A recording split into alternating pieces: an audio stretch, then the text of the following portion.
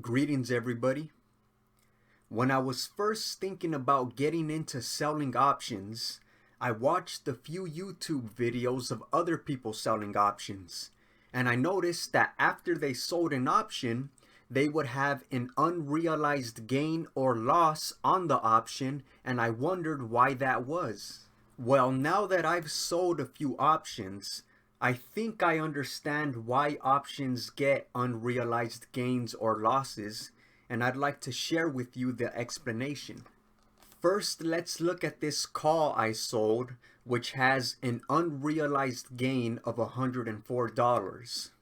That means that if I were to close the option contract right now, that is, close it early before the expiration, I would have a net gain of $104, even though, as you can see here, I sold it for and collected $151 at the time that I initially sold it.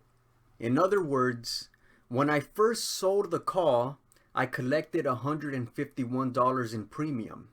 But if I were to close it right now, I would have to pay $46.50 to close it, and that would leave me with the net gain of $104. This other option, a put that I sold, is down by $62.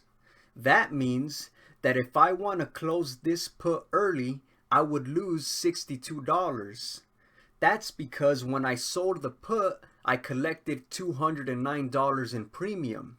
But because the stock that I sold the put on, Google, dropped and is moving closer to the strike price, the premium that people are now willing to pay for that same put is $62 more than what I got for it when I sold it.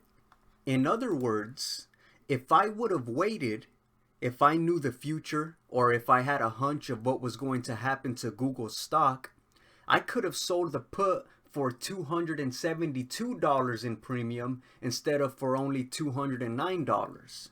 But at the end of the day, I still collected and profited $209.